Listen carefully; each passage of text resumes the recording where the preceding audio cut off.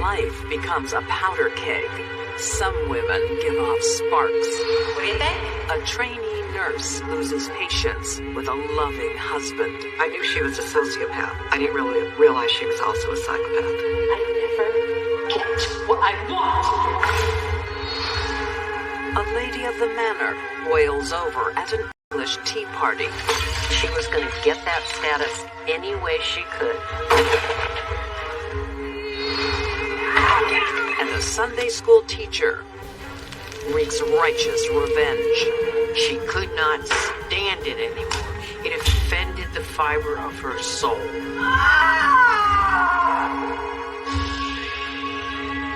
For these deadly women, the fuse is lit and burning. It's only a matter of time before they reach Flashpoint.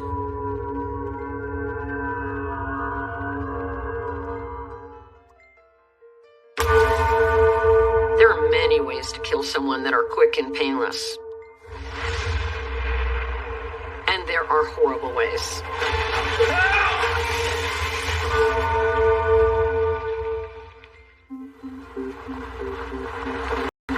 In Little Elm, Texas, 1999, 25-year-old Rhonda Mumford celebrates true love and a fresh start in life.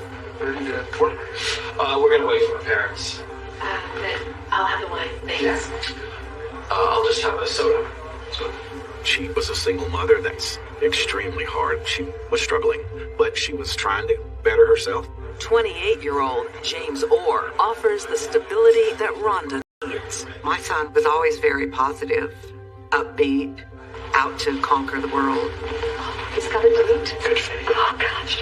Welcome. How are you? I had not met her before. I had no idea. He had never mentioned her.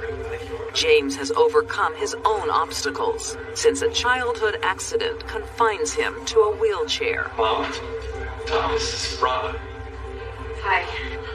Despite his disabilities, James was able to make life work well for him. Sorry. Yeah, thank you. He succeeded in college, he got a great job, people liked him. They have only been dating for a few weeks when they share exciting news. Oh, what a pretty ring. Mom, we're engaged. I had no idea. Cheers. Thank you. This is very exciting news. Well, tell me about yourself. I haven't had it easy. Like James, no one put me through college. I just got this impression of here's someone looking for a better life. Life will get better now.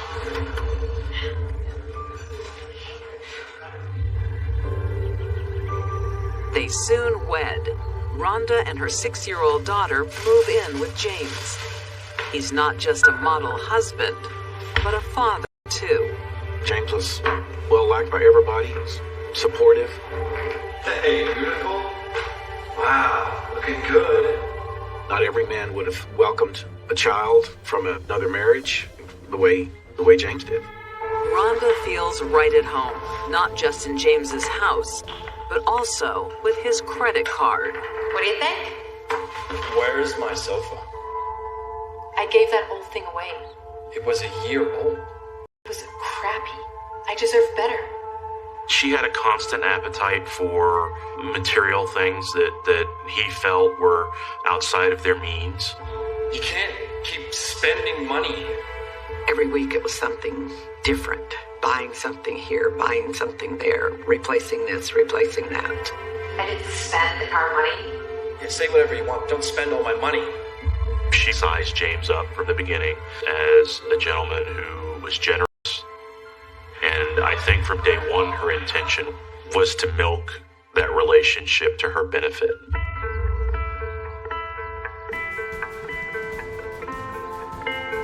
James struggles to meet her needs, so his mother comes to the rescue. Cheers. Yeah, absolutely. Oh, look. Rhonda? What? Oh, It was very difficult for me. I gave up challenging her. We just gave her whatever she wanted to keep peace. They're gonna pay for your college fees. hold on. No, Yes. We decided Really? that we would put her through college. She wanted to be a nurse, like me. But I have to work. Well, you can work for us part-time. Really? Yes. There's something else. James and his mom, Marion, crack the code to Rhonda's happiness. Give, give, and give. Boy, that car out there. Did Rhonda appreciate what she was given? Well, no. She was a narcissist. I wanted an SUV. She was selfish in the extreme. Rhonda. She was never satisfied. She always wanted more. I never get what I want. Finally, after 3 years, it's all too much for James. He decides to split.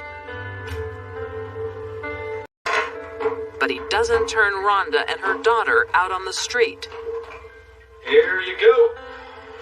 Thanks. He was going to stay living with her until she finished college, so that we would continue to support her. Rhonda loses her husband, but she doesn't lose her golden goose. We were always better friends. No argument there. He made a point of making sure that he set her up in the right way. I'll look after you both.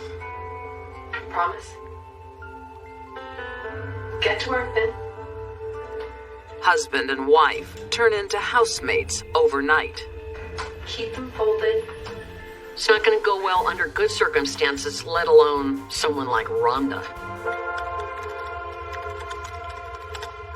They agree to date other people.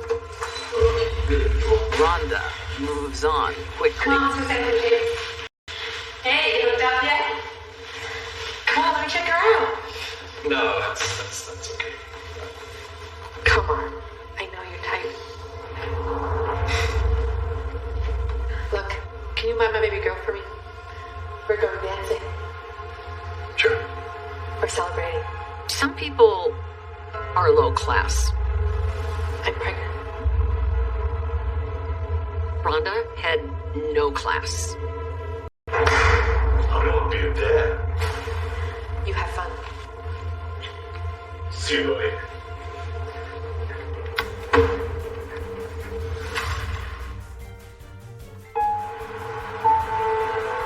In Little Elm, Texas, 2003. Rhonda is starting a new family with an old flame. She was pregnant by an old boyfriend that coincidentally was always around through their whole marriage. Husband James wants a divorce and is preparing to move out. But he still wants the best for Rhonda and her daughter. James was going to let her have the house. They put it up for sale, but he was going to let her have the money from the sale of the house. But it's never enough for Rhonda. She's also making her own financial arrangements. Accidental life insurance policies. They should wait out here.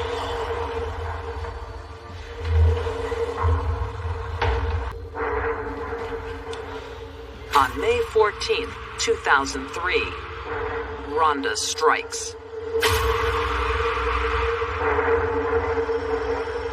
She snuck in there late. He's been asleep for hours. She started a fire by the window to get out and the door to get out.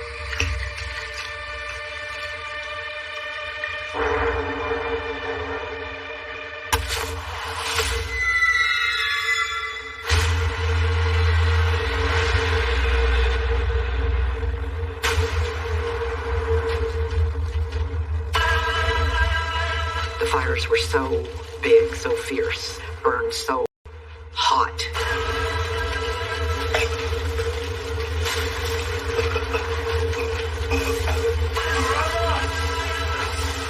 It's an evil person that burns a man who can't defend himself. That's pure evil. There's no other word for it.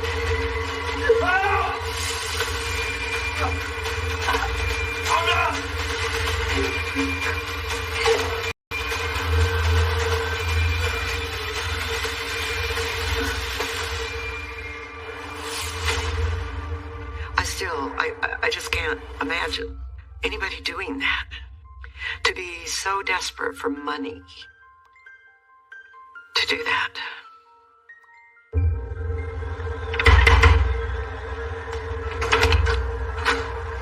Rhonda, My house is on fire. Can you mind my daughter? of course. I'll go. Did you call 911? Oh, no, I didn't.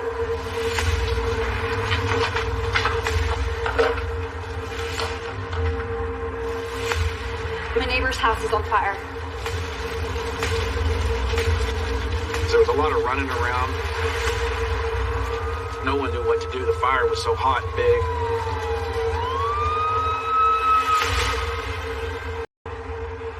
I remember this like it was yesterday. When we got to the hospital, I ran down this hallway. I was yelling, "Where's my son? Where's my son?" And this nurse was walking toward me and she said, "Your son didn't make it. Your son didn't make it." And I was just hysterical.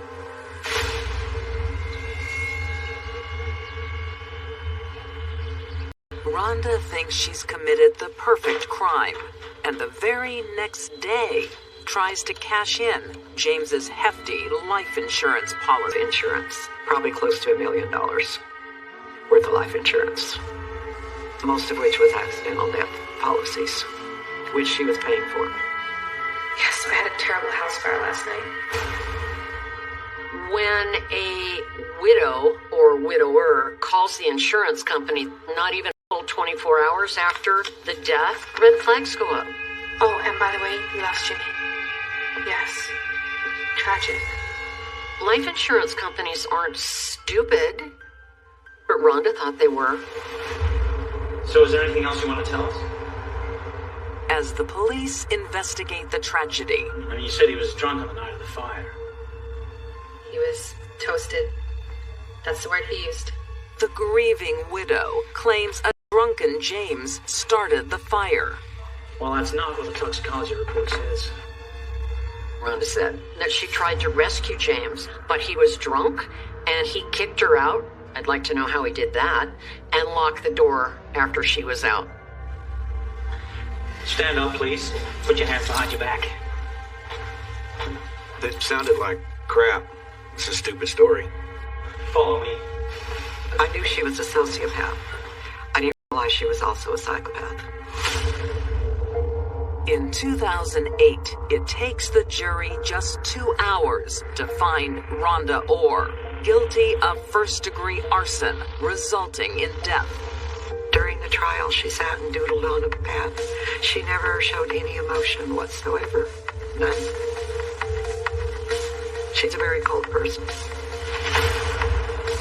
She is sentenced to a maximum of 88 years in prison, but could be eligible for parole in 2023.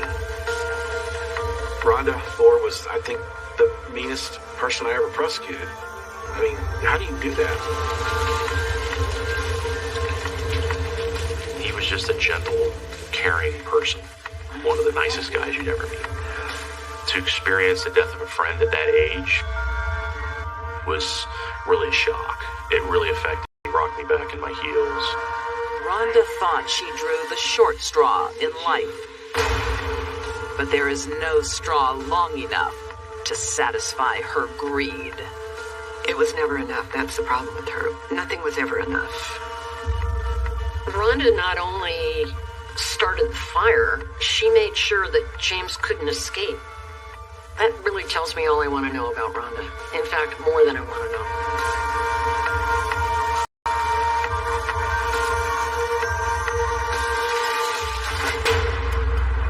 Everything that could have gone wrong did go wrong. It's a horrible, horrible scene.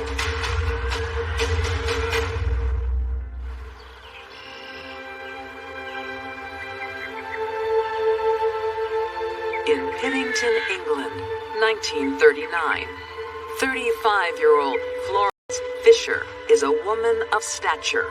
She was titled, rich, and had loads of property. The new staff are here. Florence is the lady of the manor, while Mr. Fisher, a wealthy businessman, brings in the cash. I should meet them. Of course. He had a lot going for him. He had money. She was of a status in life where she could employ servants to work for her.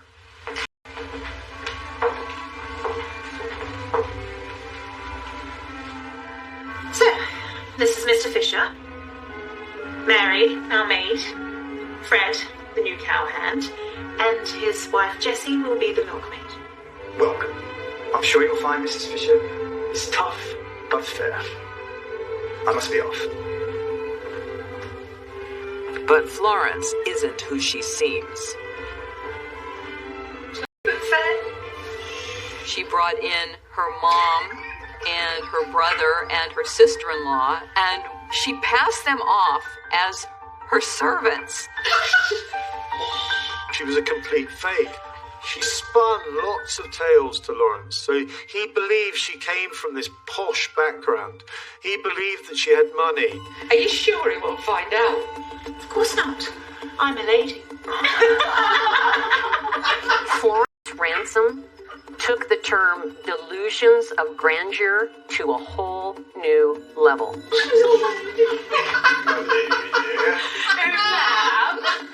It was an amazing situation. Lawrence knew nothing of this. Because Lawrence Fisher has other interests 100 miles south, where the real Mrs. Fisher and their daughter Frida live. Lawrence and Dorothy had a deep respect for each other, and they liked each other. They just didn't like making love to each other. So they accepted that. So Lawrence and Dorothy had this arrangement. They both had decided they could sleep with other people. How's the serenity? It's beautiful. He cared for them. He loved them. He wanted them to be safe and well cared for. He made sure that they were fine and that they had what they needed. Oh, well, she thinks I spend too much time with you then. With your real wife? Invite her down. Let me put her mind at ease. You think that's a good idea? Yes.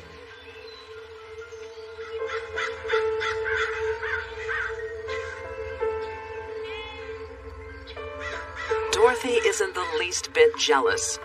He even wants to be Florence's friend. It appeared, certainly to Fisher, that everyone was happy with this perhaps rather unconventional and strange situation. How long have you been with Stefan? Dorothy has been dating a younger man for years. More than 20 years. Why haven't you wed him yet? I don't need another ring. And I'm happy being Mrs. Fisher. Well, here's to the Mrs. Fishers. Here's to us. That didn't sit well with Florence. She wanted all of Lawrence's attention. Under the surface, Florence was becoming very resentful of the real Mrs. Fisher.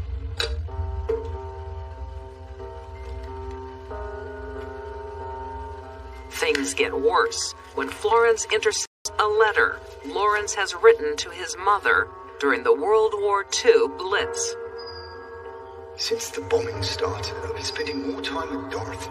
She's wonderful, gold. Florence, I'm afraid, is more dross. Well, it's quite clear that Lawrence actually prefers the character of his own wife. There is no doubt this sparked a fury within Florence. Hello, darling. Everything all right?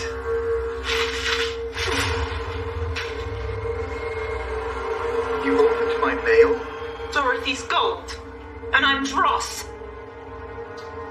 I didn't mean it. Really? Prove it. Divorce her. She'll never agree to that.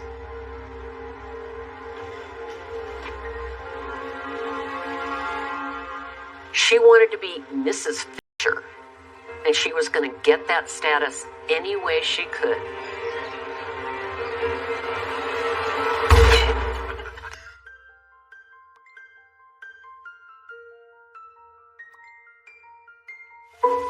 Florence Ransom is fighting a losing battle for the official title of Mrs. Fisher. Show me. You have to reload after every shot. Florence was pretty awful firing the gun, but she was determined, and she did improve. So what are the sudden interest? Rabbits. They're everywhere.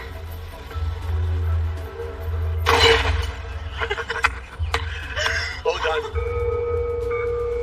On July 9th, 1940, she makes an unexpected visit to the real Mrs. Fisher and her 20-year-old daughter Frida to show them her new skills. When did you take up hunting, Florence? Rabbits started taking over the farm. But rabbits are so cute. It seemed very friendly, with Florence Ransom inviting Mrs. Fisher and her daughter Frida into the orchard. I'll get the gate. She manages to get Frida to join her in a slightly different part of the orchard. And immediately shoots her dead in the back. When Dorothy heard the shotgun, she ran toward the noise and found her daughter dying on the ground.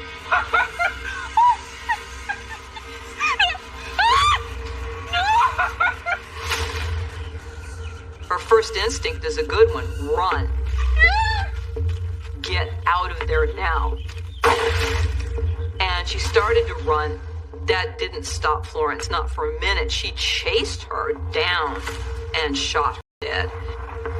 Florence, not content with having mortally injured both mother and daughter, she swings down the shotgun and shoots the daughter twice more in the back.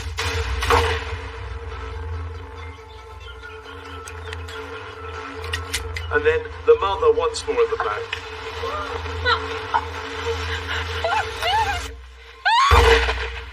Every single time, she had to reload. She had plenty of time to think about this and to stop herself, but that wasn't what she wanted to do. But the carnage didn't end there. Charlotte the maid comes running out of the house to see what's happening. Florence was not going to allow any witnesses. Charlotte Saunders was trying to escape to get help as the back of her head almost literally blown off.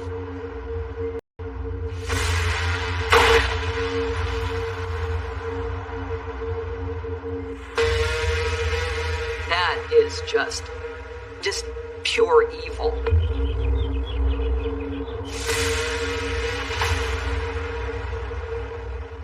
The triple murder leaves up and stages a robbery gone wrong.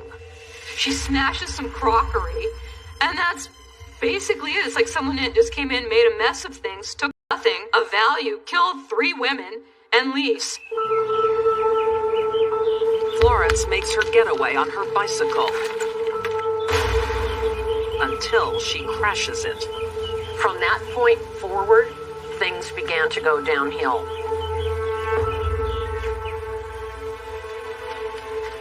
Here, the master murderess makes a big mistake. She doesn't even try to hide the bike. She just continues walking to the station. Florence is miles away in London, unaware of the tragedy. The next morning, the police arrive at the doorstep. They've found Florence's crumpled bicycle and an orphan glove.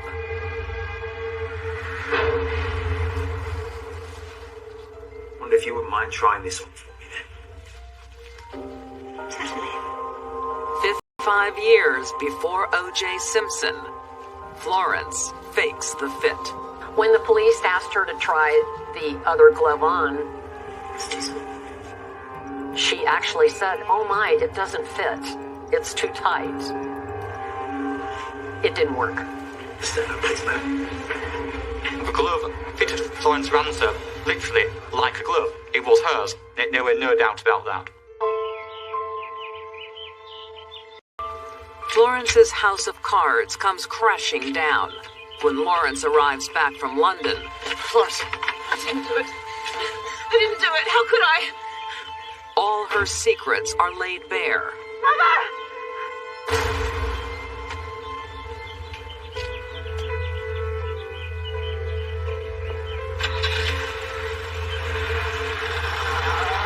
quite shattering to him to realise that he got into a relationship, and a very serious relationship at that, with someone who was living a complete fantasy life.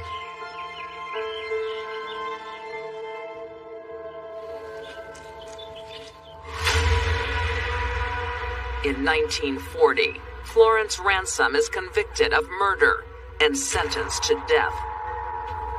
Her selfishness is limitless. One of the most selfish human beings I've ever encountered. That would be Florence. Her sentence is later overturned, and she's committed to an asylum. She wasn't crazy. It was a way to keep her away from society, protect society from a killer, because they simply didn't have the stomach to execute a woman. It turns into the perfect storm for murder. Florence had these grand ideas about who she was, who she ought to be. And anybody that didn't fit in with the Florence vision of the world was either ignored, abused, or murdered.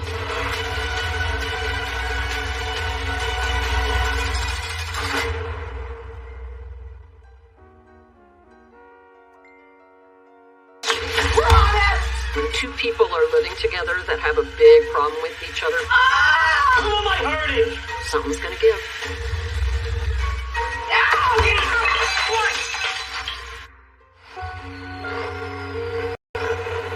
In 2000, in Pine Bluff, Arkansas, two failed marriages haven't stopped 51-year-old Patricia Hill looking for the perfect partner. Patricia was a nurse who was very unlucky in love. She just couldn't find a man who would treat her right. That changes when 47-year-old Frank Hill comes into her life. He was very romantic. You deserve it. He would buy her flowers all the time. You know, it was sweet. God damn. You make me so happy. He seemed like the perfect guy. There's no need for blasphemy. You should hear the sinful thoughts running through my head. You stop that. Go sit down. Patricia was described by many people as being sweet, dedicated, kind, generous, God-fearing woman.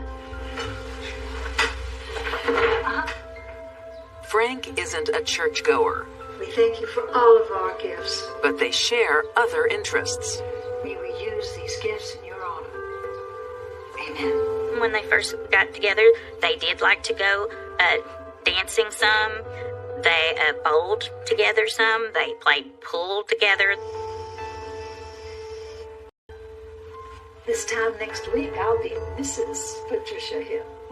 Within months, they are planning their wedding. You know, we don't really have to wait a week. Yes, we do. How about a movie?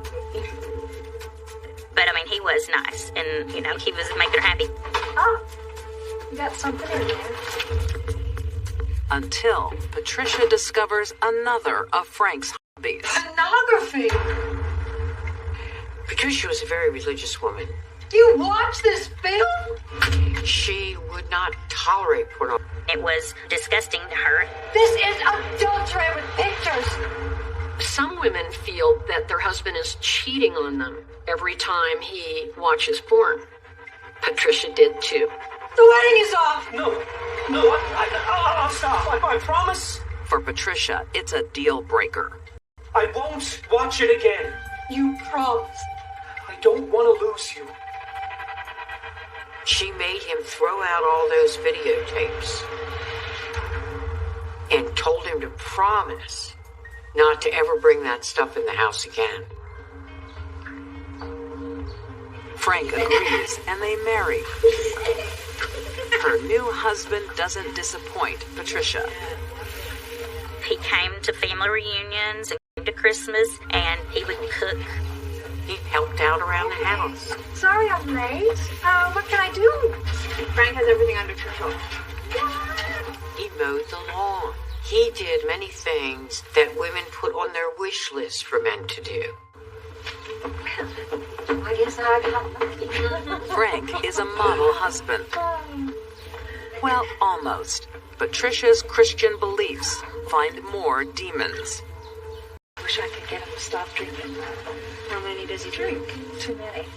And I can't get him to church. Religion can be a point of contention in a lot of relationships and marriages. Come on, kids. Chow time. But for one person to be devout and spending a lot of time with church activities and the other never going with them, it's not going to take too long before there's a chasm in the relationship.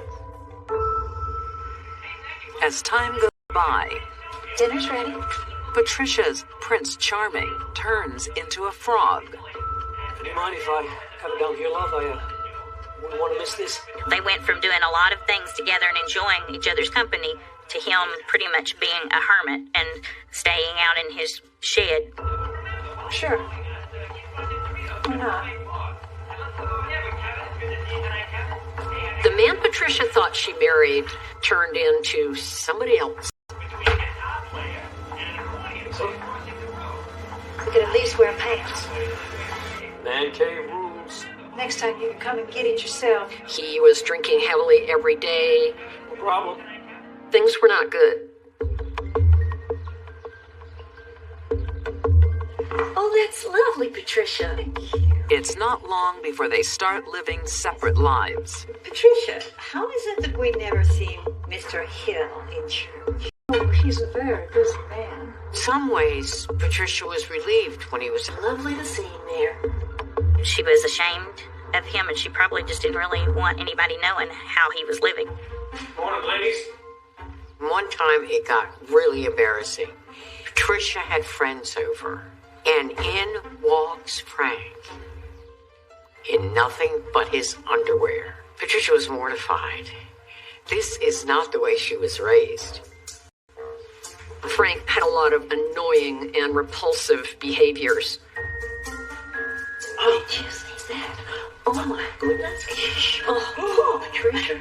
She owned the property. She could have had him removed, get a divorce.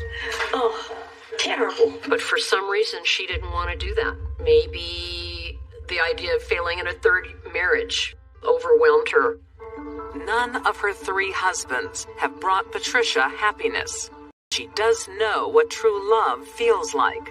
Hoy was his name, and they went to high school together, were engaged, and were planning on being married.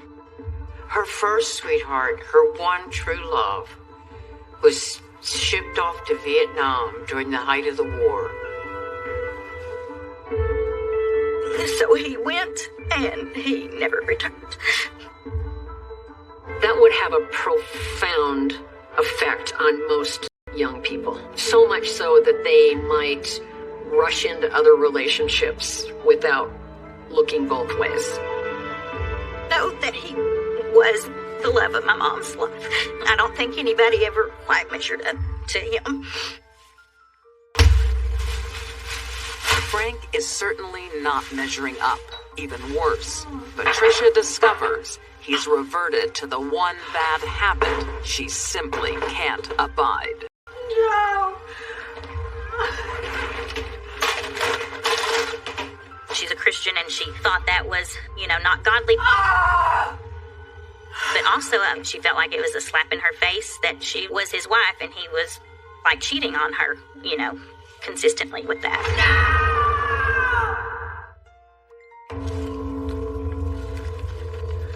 Patricia Hill's third husband, Frank, is not the white knight she signed up for. He's having an intensive affair with pornography. Frank's interest in pornography was not casual. He had a very obsessive type personality about certain things. Obviously, he was that way about his pornography, too, because he wouldn't just be watching just pornography. He had 2 TVs out there. One of them might be sports, and the pornography's going on at the same time. It was, and in much controlled his life. He gave up everything for it. Frank begs her for another chance. I swear. I have seen and treated people with porn addiction. I will do better. It is just as intense as heroin. You got it. See you next time. He is going to promise you he won't do it, and he will. He'll hide it. That's what the man cave was all about. Getting away from Patricia. Patricia wages her bets on Frank one last time. Until on July 28th, 2018, the mail arrives. It ordered a pornography channel, and on that particular day is when she found it was on there. Oh, Lord. Well, there's a shock. She could not stand it anymore. It offended the fiber of her soul.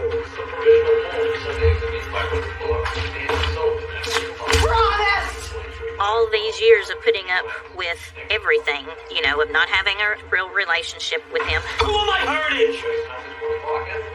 Get out! No, you don't mean that. That pornography bill just, I mean, she just lost her mind.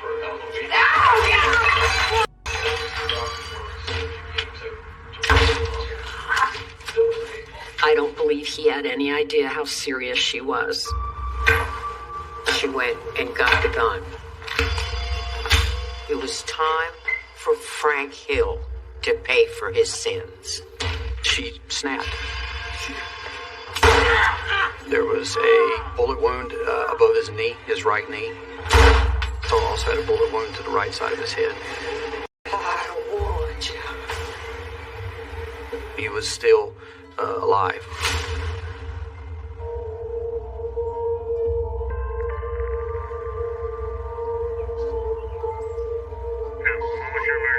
I need a police, an ambulance. My husband's been shot.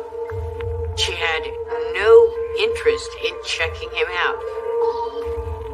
She had not a minute to spare for the condition of her husband.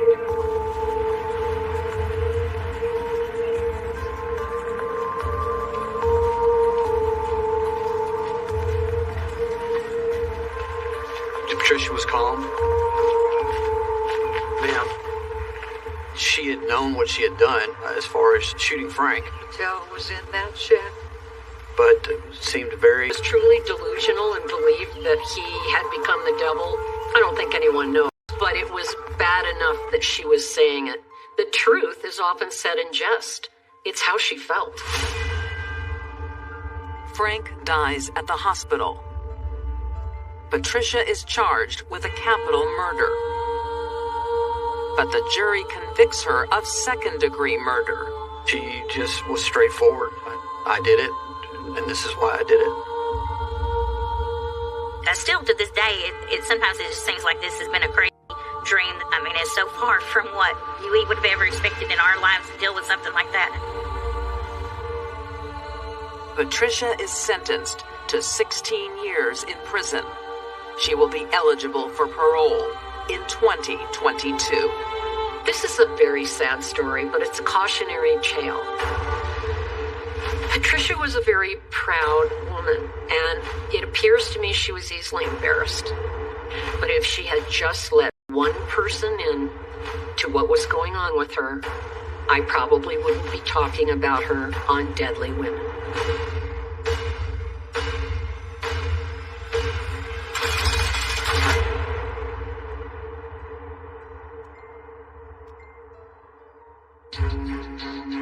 These deadly women were ticking time bombs. Rhonda Orr's insatiable greed drove her to destroy a kind soul. Florence Ransom's delusions of grandeur cost 3 innocent lives. And Patricia Hill's strict morals didn't stop cold-blooded murder. All 3 women had the capacity to kill. They concealed it as long as they could, until they hit Flashpoint.